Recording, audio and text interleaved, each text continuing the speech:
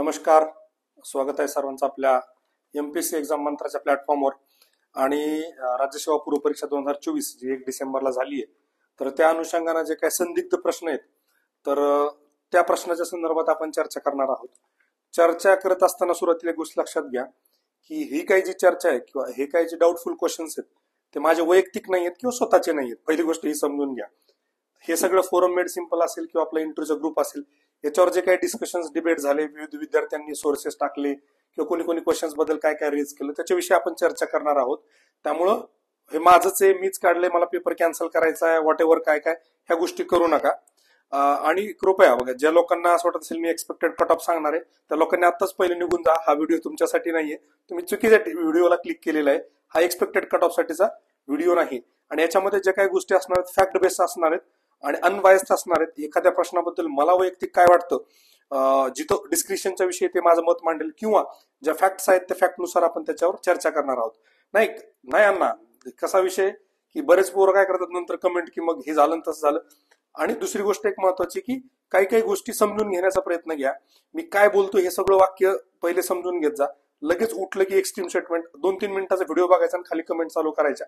अशा गोष्टी कृपया माझी विनंती आहे की ती करू नका. राईट. तर बघा, डाऊटफुल क्वेश्चन बद्दल चर्चा करत असताना मला असं वाटतं थोडंसं एक 2023चा रिकॅप करणं गरजेचं आहे. बऱ्याच वेळेला सिरियल मध्ये बऱ्याच दिवसानंतर आल्यानंतर ते रिकॅप दाखवतात, तसं की 23ला काय झालं होतं थोडक्यामध्ये आपण बघूया की किती प्रश्नांमध्ये बदल आणि किती प्रश्न कॅन्सल झाले होते. तर 23ला जर आपण बघितलं ना, तर 23ला पहिला जो बदल झाला होता, जो क्वेश्चन ज्याचा आन्सर चेंज झालं होतं, तर तो क्वेश्चन होता कॉटनचा. तर क्वेश्चन काय होता, cotton is not a weight losing pure raw material besides it is light in weight and durable. आणि स्टेटमेंट बी होतं, the localisation of the cotton textile is found either in cotton producing region or near market. एमपीएससीनं पहिल्या की मध्ये उत्तर दिलं होतं both A and R are true and R is a correct explanation of A. नंतर जेव्हा एमपीएससीने याचं उत्तर चेंज केलं तेव्हा उत्तर 2 दिलं, काय होतं, both A and R are true but R is not the correct explanation of E. आणि हे एकदम एक्झॅक्टली करेक्ट आन्सर होतं. कारण पहिल्या स्टेटमेंटमध्ये त्यांनी असं म्हटलं होतं की कॉटन हे काय वेट लुझिंग नाहीये. आणि दुसऱ्यामध्ये काय म्हटलं होतं की एक तर ते जिथं प्रोड्यूस होतं तिथं असतं किंवा मार्केट जवळ असतं.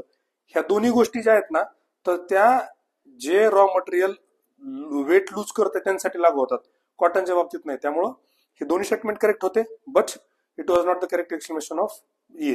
त्यामुळे हे आयोगानं चेंज केलं होतं. ही गोष्ट लक्षात घ्या. आयोग कुठले प्रश्न चेंज करतो कुठले नाही हे समजून घेण्यासाठी आपण थोडंसं 23च्या रिकॅप मध्ये आलेलो आहे. त्यानंतर पुढचा जो प्रश्न होता राजस्थानचा, वेस्टर्न पार्ट ऑफ राजस्थान मिनरल्सचा. आता हा मी लॉजिकल अप्रोच मध्ये पण घेतला होता आणि तेव्हा पण सांगितलं होतं की मी जे इंडोजेनिक आणि एक्झोनिक दोन कन्सिडर केले होते, 2 ग्रुप्स तयार केले होते. आणि त्यानुसार आयोगानं जे सुरुवातीला आन्सर दिलं होतं A B C is correct दिलं होतं की वेस्टर्न पार्ट ऑफ राजस्थान आज सबमर्ज्ड आहे. आणि बी आणि सी मध्ये काय होतं की लो रेनफॉल आहे, हॉट अँड ड्राय क्लायमेट आहे.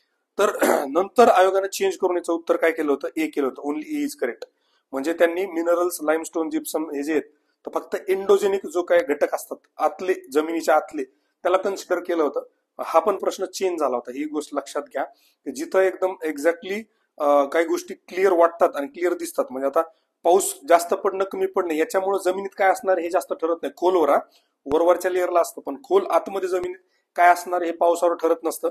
वरचं क्लायमेट कसं याच्यावर पण ठरत नसतं, ते फॉसिल फ्युएल्स कुठले सबमर्ज झाले त्याच्यावर पर्टिक्युलरली ठरत असतं.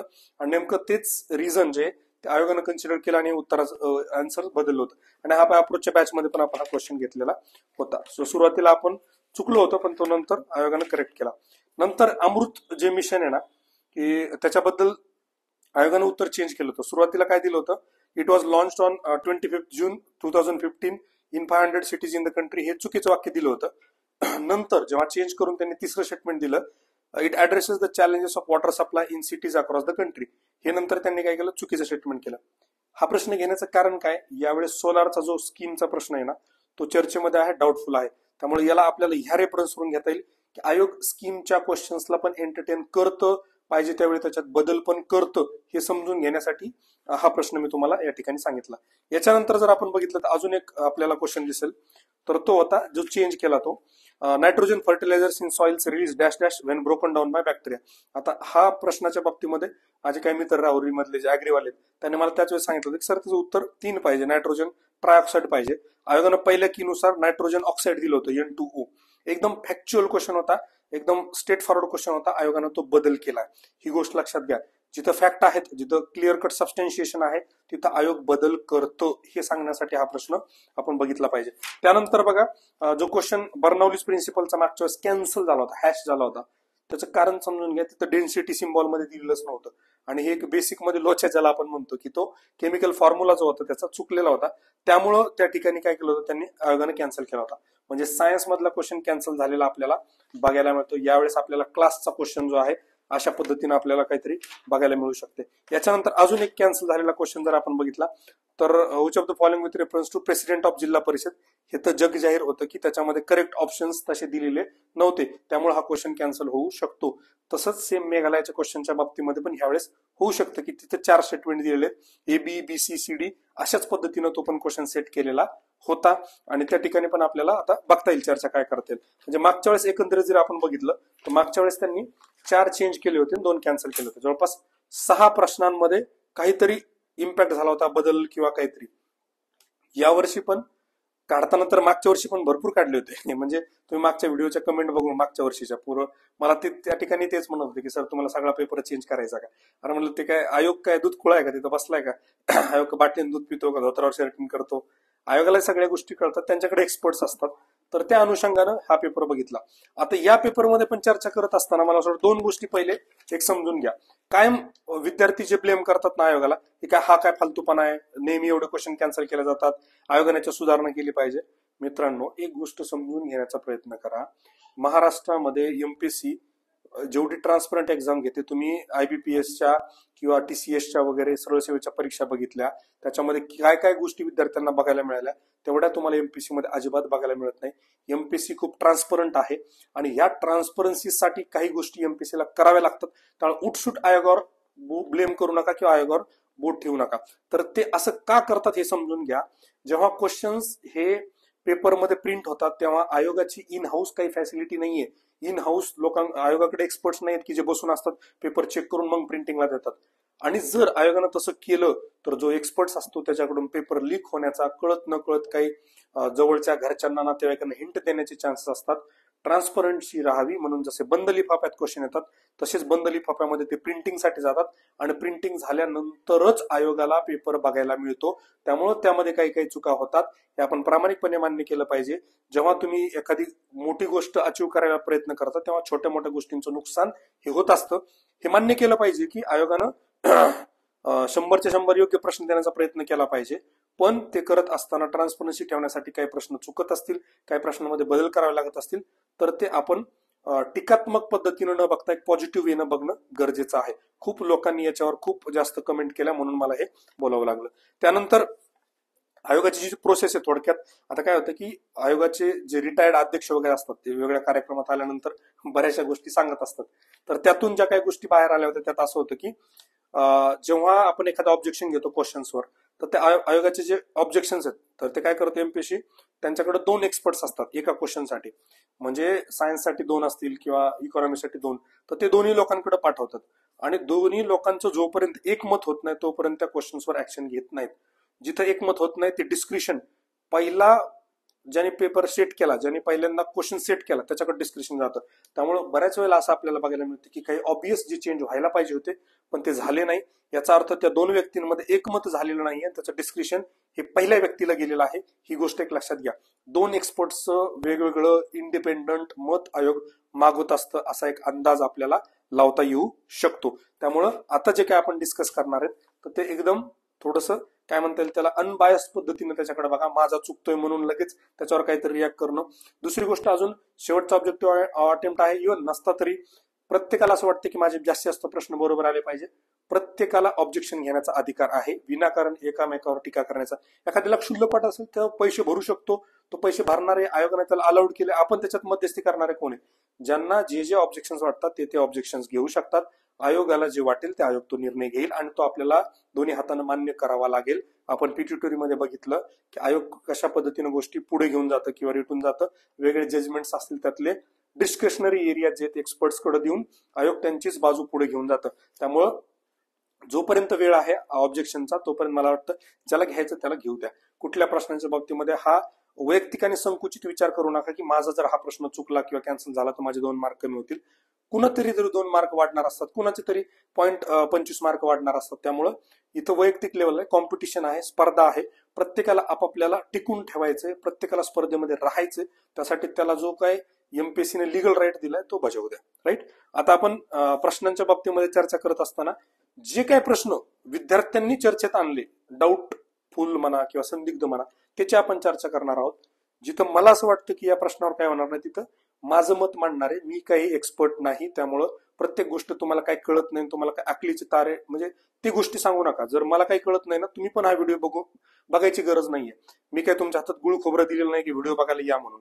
ज्याला वाटतं ते बघतात. काही लोक आहेत जे प्रामाणिकपणे वाट बघत असतात आणि ऍक्च्युअल मध्ये फक्त त्यांच्यासाठीच व्हिडिओ मी बनवत असतो. तर पहिला जो प्रश्न होता बघा इथे, सविनय कायदेभंग चळवळीत धारासणा येथील सत्याग्रहात पुढील कोणी सहभाग घेतला. काही लोकांनी कमलादेवी चट्टोपाध्याय यांचं पण मी डॉक्युमेंट्स किंवा पीडीएफ वगैरे फोटो वगैरे बघितले.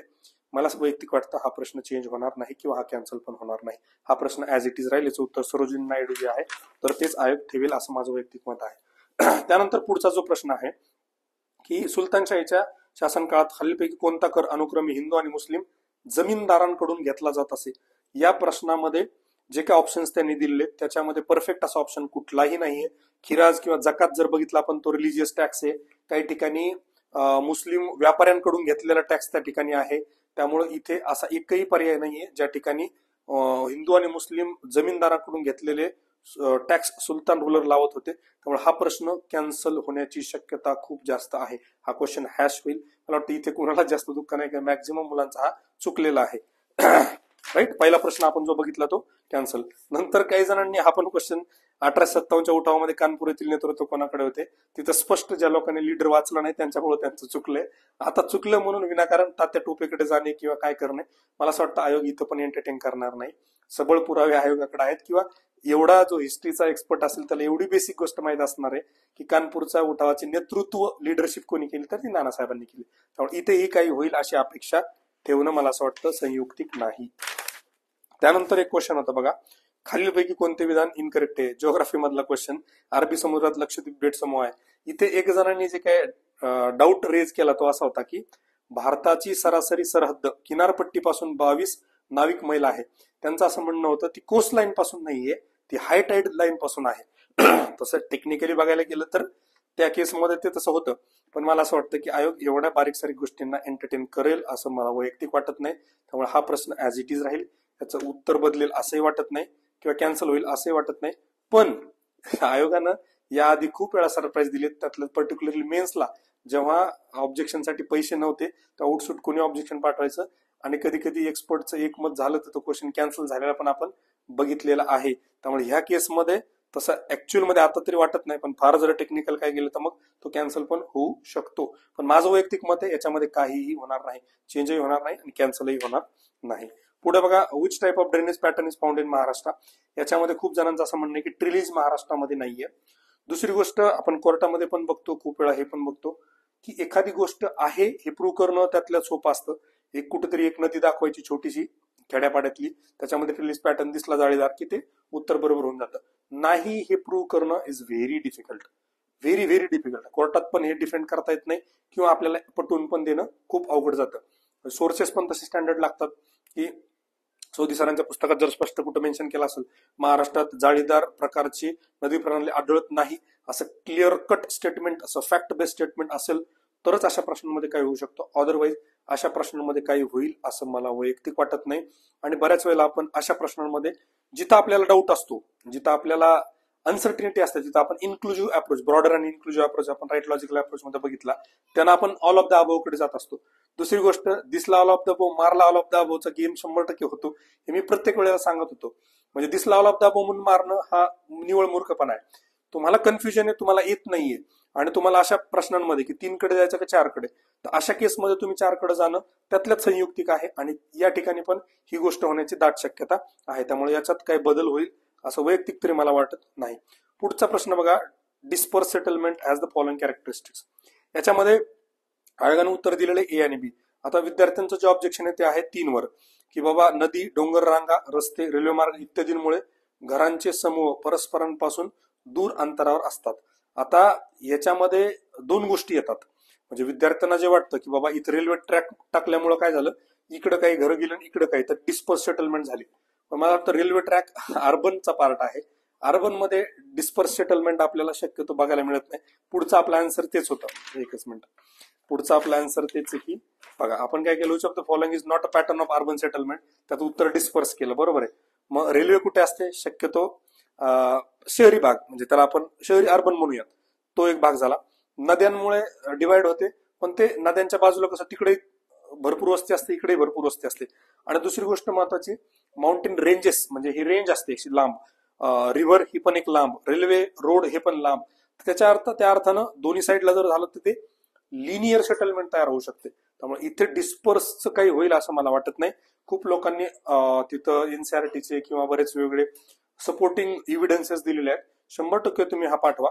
तुमचा प्रयत्न 100% करा की हा प्रश्न तुम्हाला पाहिजे तसा एबीसी आयोग दिल्यासाठी प्रयत्न नक्कीच करा.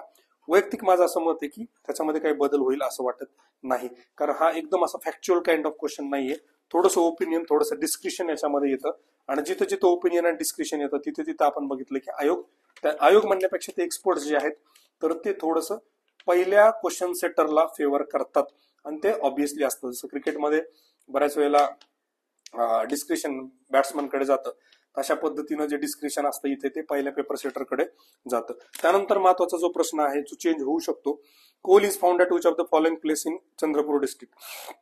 आता इथं सरळ बांदेर ती स्पेलिंग ER दिलेली आहे तिथं. आता जे डॉक्युमेंट बघितलं होतं मी, घुग्गुस तर आहे आपण, आणि तेलवासा, घुग्गुस आणि तेलवासा तर आपल्या P2P मध्ये पण आपण कव्हर केलं होतं. हा प्रश्न एक आहे जो चेंज होण्याचे चान्सेस खूपच जास्त आहेत. म्हणजे 99% हा चेंज होईलच असा प्रश्न आहे.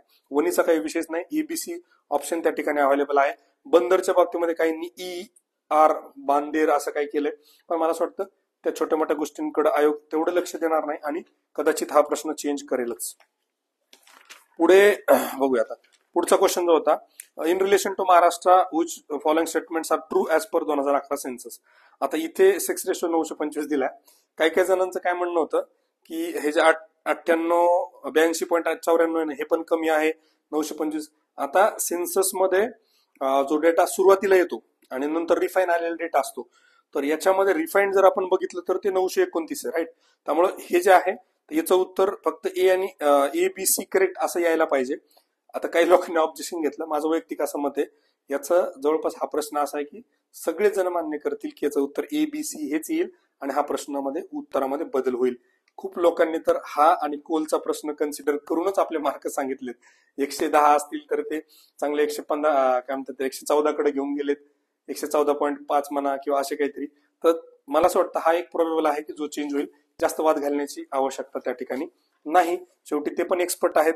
तुम्ही कोणीतरी पाठवलं चुकलं म्हणून आणि त्यांनी बदल केला असं शक्यतो होणार नाही. पुढचा काही लोकांनी सफरवर पण त्या ठिकाणी ऑब्जेक्शन घेतलं आणि त्याला सफरचे जे इंडियन मेट्रोलॉजिकल जी वेबसाईट आहे त्याचे स्क्रीनशॉट्स वगैरे मी बघितले. मला असं वाटतं इथं सरळ त्यांनी 4 सिटीज मेन्शन केलेला आहे. बाकीच्या सिटीज ह्या नंतर ऍड झालेल्या आहेत. एक्सपर्ट्स तेवढा विचार करतील की सुरुवातीला काय होतं नंतर काय ऍड झालं. आणि प्रश्नामध्ये जो काही चॉईस दिलाय तो फक्त 4 सिटीजचा दिल्यामुळं पहिला जो ऑप्शन होता दिल्ली, पुणे, अहमदाबाद, मुंबई हा त्या ठिकाणी परफेक्ट होता. हा पण आपण जिओग्राफी P2P मध्ये एन्व्हायरमेंट म्हणा किंवा जिओग्राफी मध्ये आपण कव्हर केलेला प्रश्न होता. तर हा पण मॅक्झिमम विद्यार्थ्यांचा बरोबर आलेला आहे.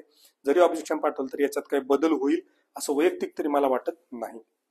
पुढचा एक प्रश्न आहे, फार थोड्या विद्यार्थ्यांनी, 1-2च विद्यार्थ्यांचं मी बघितलं होतं. पॅनचा जो आहे परॉक्सिटिल नायट्रेट जो आहे त्याच्याबद्दल त्यांचं असं म्हणणं होतं की आपण जर सरळ गुगलवर सर्च केलं तर ते नायट्रोजन ऑक्साईड आणि व्होलेटाईल ऑर्गॅनिक कंपाऊंड्स असं यायला पाहिजे, ना की नायट्रोजन ऑक्साईड आणि हायड्रोकार्बन्स. पण याच्यामध्ये आता आयोगानं काय कन्सिडर केलं हे बघत असताना हायड्रोकार्बन्स हा जो आहे ना हा थोडासा ब्रॉडर टर्म आहे. त्यामुळे याच्यामध्ये ऑर्गॅनिक कंपाऊंड जे आहेत तर ते पण यायला पाहिजेत असा एक अंदाज आहे. आता इथे काय होतं सायन्समध्ये, तुम्ही एव्हिडन्सेस कुठले देतात, प्रूफ कुठले देतात याच्यावर पण खूप साऱ्या गोष्टी डिपेंड असतात. म्हणजे एनसीआरटी सारखा असेल, स्टेट बोर्ड सारखा असेल, असे जर का सोर्सेस असतील तर कदाचित आयोग त्याला एंटरटेन करतं. मला वैयक्तिक असं वाटतं याच्यामध्ये फार काही होणार नाही. झालाच वर्स्ट केस सिनारिओ तर कॅन्सल होईल. याच्यामध्ये उत्तर बदलण्याचा काहीही संबंध नाही. पहिल्यात नायट्रोजन ऑक्साईड आहे, दुसऱ्यात व्होलेटाईल कार्बन आहे, तिसऱ्यामध्ये नायट्रोजन हायड्रोकार्बन आहे, चौथ्यात ओझोन आहे. काय म्हणले ओझोन पण पाहिजे. मग कदाचित तो ऑप्शन असा पाहिजे होता की nitrogen oxide, volatile carbon oxide, ozone वगैरे बाकी सगळं त्याच्यामध्ये, पण तसा क्वेश्चन काही झालेला नाही.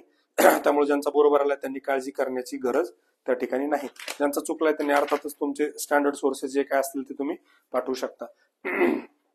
त्यानंतर पुढचा एक प्रश्न बघा, education for woman reduces fertility due to.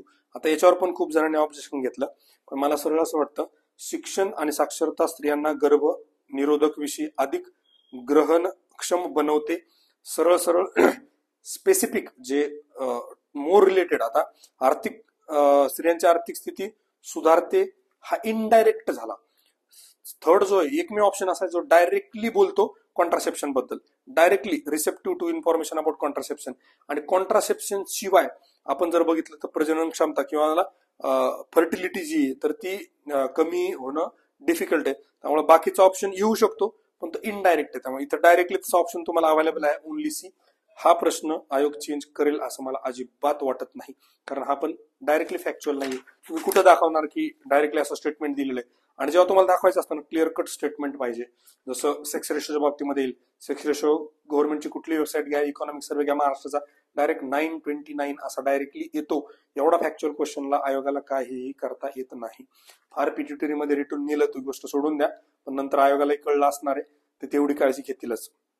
त्यानंतर फूड सिक्युरिटीचा क्वेश्चन जो आहे त्याच्यात सुरुवातीला मलाही असं वाटलं होतं की त्यांनी ते डी द्यायला पाहिजे होतं, पण त्यांनी ABCD दिले. इथं जर तुम्ही थोडस व्यवस्थित प्रश्न जर वाचला ना, food security includes following stages, ES stages 1, 2, 3, 4 ह्या 4 स्टेज दिलेल्या आहेत. ABCD क्लिअर कट उत्तर त्याचं इथं, त्यामुळे हा पण बदलेल किंवा कॅन्सल होईल असं मला वैयक्तिक अजिबात वाटत नाही. ज्यांचा बरोबर आलाय त्यांनी निश्चिंत राहायला काही हरकत नाही. ज्यांना वाटतं त्यांनी ऑब्व्हियसली ऑब्जेक्शन घेऊ शकता. पुढचा जो प्रश्न आहे 12व्या पंचवार्षिक योजनेच्या उद्दिष्टांमध्ये किंमत वाढीचा दर किती टक्के स्थिर ठेवणे आवश्यक होते? आता याच्यामध्ये किती ठेवणे आवश्यक होते आणि what percent of the rate of price increase was required to be kept as per objective of the. आता इथं ठेवणे आवश्यक होते, इथं त्यांनी किती ठेवले होते, किती ठेवणे आवश्यक होते, कशासाठी? किंमत वाढीचा दर किती टक्के स्थिर ठेवणे आवश्यक होते, जे 12व्या प्लॅन मध्ये, म्हणजे दोन गोष्टी आहेत. 12व्या प्लॅन मध्ये त्यांनी ठरवलं असेल की आपल्याला एवढी एवढी जीडीपीची अचिव्हमेंट करायची, एवढी जीडीपी ग्रोथ करायची, ती करण्यासाठी इन्फ्लेशन रेट किती ठेवणं आवश्यक होतं हा एक भाग झाला. आणि 12व्या प्लॅन मध्ये इन्फ्लेशन रेट किती ठेवला, ऍक्च्युली तो इन्फ्लेशन रेट ठेवताना त्यांनी ते ऑब्जेक्टिव्ह समोर ठेवूनच ठेवले असतात की एवढ्या एवढ्या जीडीपी साठी आपल्याला एवढा एवढा इन्फ्लेशन रेट हा ठेवावा लागेल तरच ही जीडीपी अचीव्ह होत आहे. त्यामुळं इथे जे आहे तर ते एक जे डॉक्युमेंट आहे मला वाटतं ते तत्वसुंदरम पुस्तकातलं आहे, ज्या ठिकाणी त्यांनी 5 इयर प्लॅनला 2 टप्प्यात डिवाइड केलं, एक 9 आणि 9.5. मग 9 मध्ये त्यांनी 4.5 टू 5.0 दिले आणि 9.5 मध्ये 4.5 टू 5 टू 5.5 असं त्या ठिकाणी दिलेलं आहे. त्यामुळे हा प्रश्न मला वैयक्तिक असं वाटतं चेंज होऊ शकतो, कारण तो जो दत्तसुंदरमचा जो काय किंवा 12th 5 इयरचं कुठलं डॉक्युमेंट होतं ते एक डॉक्युमेंट 12th 5 इयर प्लॅनचं गव्हर्नमेंटचं डॉक्युमेंट आहे. आणि ज्या ज्या वेळेस एखादं गव्हर्नमेंटचं स्टँडर्ड डॉक्युमेंट किंवा गव्हर्नमेंटचा स्टँडर्ड सोर्स असतो, शक्यतो आयोग त्या गोष्टींना एंटरटेन करतो. त्यामुळे इथे एक थोडीशी जी धाकधूक ज्यांचा बरोबर आलाय त्यांनी बाळगू शकता किंवा त्यांना थोडंसं मग कुठेतरी कॉम्पेन्सेट करणं गरजेचं पडू शकतं. हा प्रश्न चेंज होऊ शकतो. 4.5 टू 5.5 या उत्तरापर्यंत आयोग जाऊ शकतो. पुढचा जो प्रश्न आहे सगळ्यांचा interesting, according to Higgins population growth can be. आता खरं तर कसं माहिती आहे, माझं वैयक्तिक मत मी जे सांगतोय ना, मला जेवढं काय बेसिक अंडरस्टँडिंग कळतं, मी तुम्हाला आधी सांगितलं मी काय त्यातला तज्ज्ञ नाहीये, पण मला जेवढी गोष्ट कळते, खूप लोकांनी हा पण प्रश्न बरोबर येईल म्हणून मार्क वाढवून सांगितले, असं वाटतं ते संयुक्तिक नाहीये. या प्रश्नामध्ये जे PDF मार्केटमध्ये आहे ती मी बघितली, त्यातले जे काही स्क्रीनशॉट आहेत ते पण वाचले, पण तिथे कुठेही क्लिअर कट असं म्हणलेलं नाहीये की as per Higgins population growth motivator for induce investment in under develop countries. आता त्याच्यामध्ये इंटरप्रिटेशन इथपर्यंत जातो, 100% जातो, काही विशेष नाहीये. पण अशा केसमध्ये एखाद्या थिअरी बद्दल, एखाद्या थिंकर बद्दल, स्कॉलर बद्दल जेव्हा आपण बोलतो तेव्हा शक्यतो quote unquote, single quote, double quote असलेलं बेटर असतं की तुम्हाला डायरेक्टली क्लेम करता येतं. तुम्ही अर्थ काढून त्या थिंकरला असं म्हणायचं असेल किंवा असं म्हणलं असेल, आणि तिथं बऱ्याच वेळा हिर्शमन शब्द वापरलाय, म्हणजे हिर्शमनचं काही गोष्टी होत्या ज्या सपोर्ट करतायत कुणाला, हिगिन्सला. हेगेन्स तिथे शब्द वापरला त्यांनी PDF मध्ये, हेगेन्स. तर त्या अर्थानं मला असं वाटतं म्हणजे आता काय म्हणतात बऱ्याच लोकांचे हार्ट फेल ब्रेक होऊ शकतात, पण मला असं वाटतं हा चेंज होणार नाही. वैयक्तिक माझं जे काय मत मी सांगतोय त्याबद्दल मला असं वाटतं की हा प्रश्न चेंज होणार नाही. ज्या पद्धतीनं त्यांनी क्वेश्चन्स पण सेट केलेला आहे आणि ऑप्शन सेट केलेला आहे, तुम्ही जर बघितलं 3 ठिकाणी डेव्हलप दिले, 1 ठिकाणी अंडर डेव्हलप दिले, त्याच्यामध्ये पण 2 ठिकाणी मोटिवेटर डेव्हलपसाठी आणि एका ठिकाणी डिमोटिवेट दिलाय. डिमोटिवेटचा आपण जर रिव्हर्स एलसीएम वगैरे करतो, ठीक आहे, तो सोडून द्या, त्यांना त्याचा विषय नसतो. इथे जेव्हा थिंकर्स आणि स्कॉलरचा येतो, आता ते लोक सबस्टेन्शिएट कसं करणार, म्हणजे आयोगाला पाठवताना काय लिहून आर्ग्युमेंट्स करणार आणि ते जे पीडीएफ आहे त्याला त्यातले क्लिअर इव्हिडन्सेस फॅक्ट्स समोर ठेवणार, त्याच्यावर गोष्टी डिपेंड आहे. पण माझं परत तेच म्हणणं आहे की चेंज होईल असं मला वाटत नाही. बघू आता हिगिन्स सेकंड की नंतर खूप काय म्हणतील त्याला डिबेटेबल डिस्कशन मधला हा पॉइंट असेल. खूप लोक लगेच म्हणतील हा आता काय झालं, तुम्ही तर म्हटले होते होणार नाही, झाला चेंज. तर ते I am ready for that. पुढचा प्रश्न जो होता, गौरव दत्त आणि Martin Ravallion said that poverty gap index is calculated, हा आपल्या P2P मध्ये ऍज इट इज मी कालच आपल्या चॅनलवर पण टाकलं होतं. P2P मध्ये आपण कव्हर केला होता. आपल्या P2P इकॉनॉमीमध्ये आपण मॅक्झिमम स्कॉलर्स थिंकर्स कव्हर केले आणि बरेचसे थिंकर्स आणि स्कॉलर्सचे प्रश्न आपले त्याच्यातून टॅकल होतात किंवा उत्तरापर्यंत जाता येतं. त्यामुळे मी ते प्रिकर्सर टू GS4 बॅच म्हटलं होतं. GS4 ची बॅच येईलच लवकरच, एकदम मॉडिफाईड आणि एकदम टू द पॉइंट, मिनिमम मध्ये मॅक्झिमम आउटपुट काढणारे.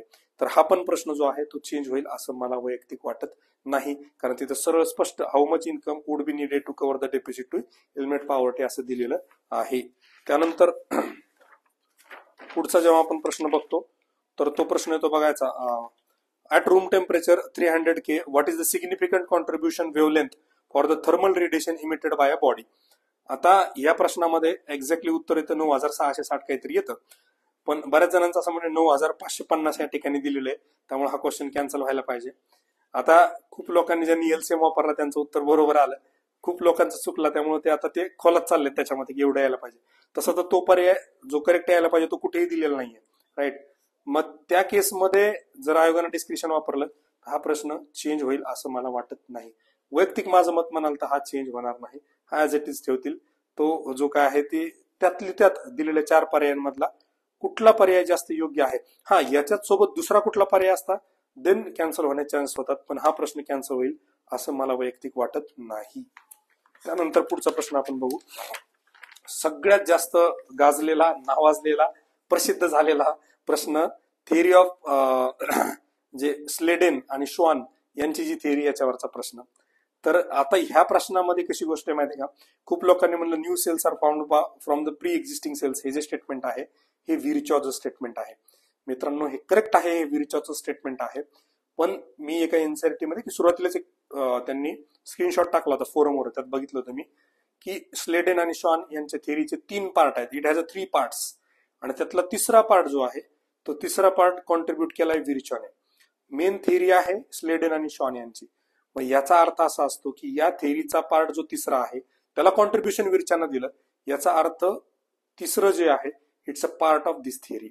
आणि बऱ्याच ठिकाणी तुम्ही स्टेट बोर्डचे आता परत कोणतरी टाकलं होतं की ते ऍज इट इज म्हणजे स्टेटमेंट जे आहेत ते त्या ठिकाणी दिलेले आहेत 1, 2, 3 तर त्या थिअरीमध्ये. आणि हा पण हा थीम मध्ये पण घेतलेला क्वेश्चन होता, त्याच्यामध्ये पण ह्या गोष्टी आल्याच होत्या की स्लेडन आणि शॉन यांची जी थिअरी आहे, त्यामुळे हा प्रश्न चेंज होईल असं मला अजिबात वाटत नाही. ज्या पद्धतीनं त्यांनी क्वेश्चन सेट केलेला आहे त्या पद्धतीनं, कारण तिथं जरी विरचा म्हटला असला तरी विरच्याचं कॉन्ट्रीब्युशन जे actually it has modified that theory असा एक शब्द पण तिथं वापरलेला आहे. म्हणजे जी सेलची थिअरी होती त्याच थिअरीला कॉन्ट्रीब्युट विरच्यानं केलंय, त्यामुळे विरच्याला असलं शिफ्ट म्हणजे थोडक्यामध्ये आता आपल्या इन्स्टिट्यूशन मध्ये वेगळे लोक कॉन्ट्रीब्युट करतात, त्यातल्या एखाद्या कॉन्ट्रीब्युटरनं एखाद्या प्रोग्रामसाठी कॉन्ट्रीब्युट केलं, उद्या त्यांनी म्हटलं की नाही हा माझाच प्रोग्राम आहे, अशा गोष्टी होत नसतात. काही लोक करूही शकतात तसं, पण सांगायचं तात्पर्य काय की इट्स एक एमपीएससी एक्झाम मंत्र या प्लॅटफॉर्मच्या अंडर जे काय वाढेल ते ह्या प्लॅटफॉर्मच्या नावाच्या अंडर वाढणार आहे. त्यामुळं उद्या चालून नाव कुणाच होणार ते एमपीएससी एक्झाम मंत्र, तसं ह्या थिअरीचं नाव झालं, त्याला कॉन्ट्रीब्युशन विरच्यानं केलंय.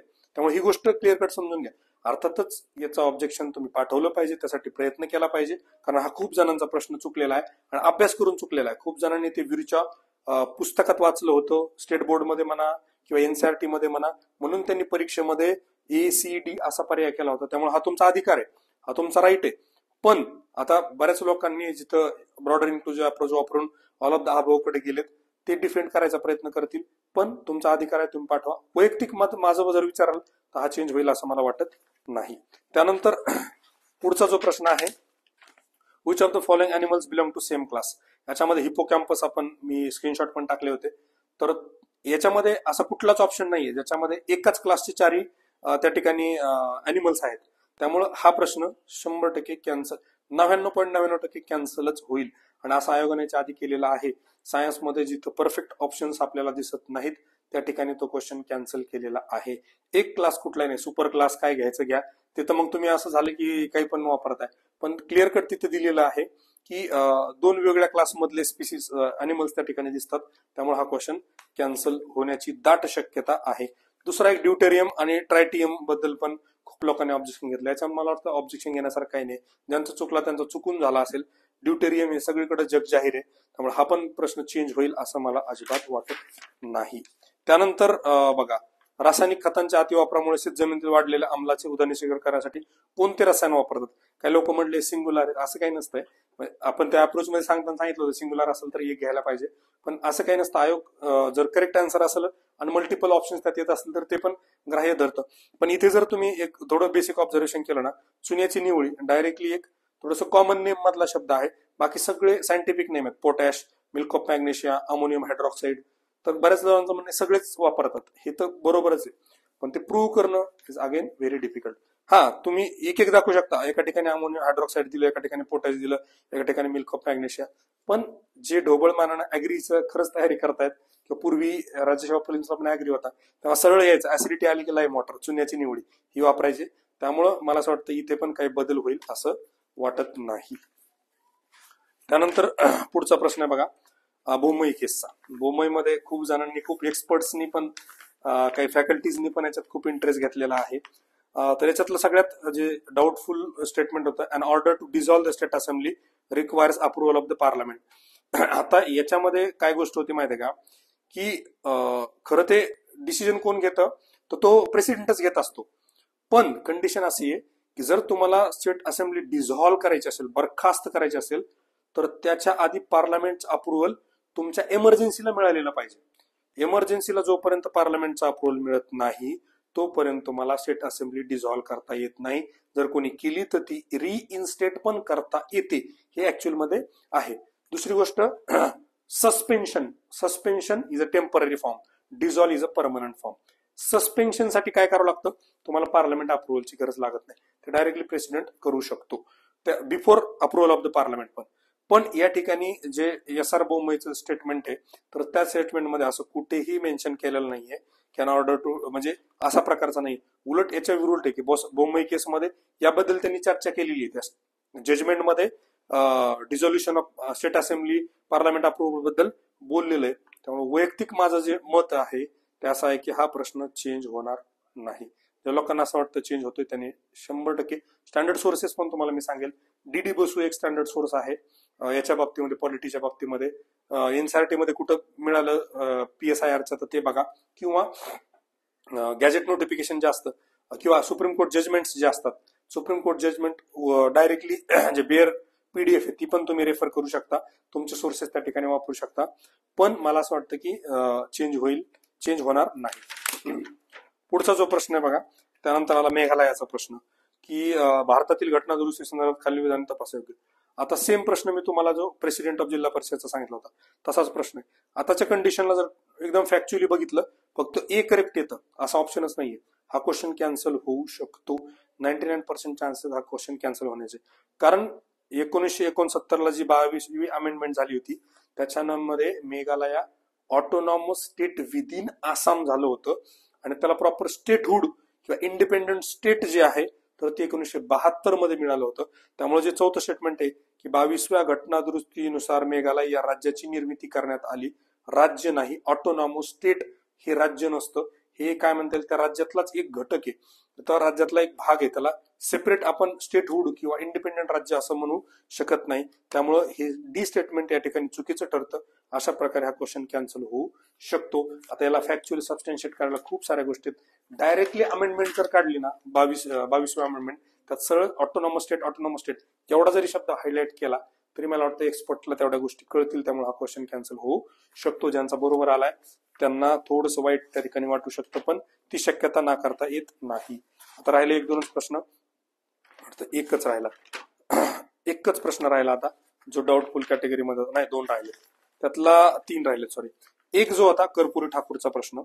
तर कर्पुरी ठाकूरच्या प्रश्नामध्ये जे दुसरं वाक्य होतं, he was first non Congress chief minister of Bihar, याच्यावर सगळ्यांचं ऑब्जेक्शन आहे किंवा तो सिन्हा का कोणीतरी आहे त्यांचं असं म्हणणं होतं तो फर्स्ट नॉन काँग्रेस होता. ते विकिपीडियावर स्टेटमेंट दिलेलं आहे. ती सगळी गोष्ट तर फॅक्च्युअली तसं जर बघायला गेलं तर इट्स करेक्ट. बट पोस्टानं एक डॉक्युमेंट काढलं होतं जेव्हा यांना काय म्हणतील त्याला भारतरत्न अवॉर्ड दिला, तेव्हा पोस्टाच्या डॉक्युमेंटमध्ये म्हणजे गव्हर्नमेंट डॉक्युमेंटमध्ये स्पेशल मेन्शन केलं first non Congress chief minister of Bihar.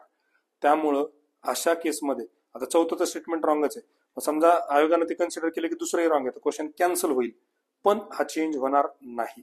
झाला तर कॅन्सल, पण मला जे वैयक्तिक असं वाटतं याच्यामध्ये काहीही बदल होणार नाही, कारण गव्हर्नमेंट डॉक्युमेंटमध्ये सरळ first non Congress chief minister of Bihar.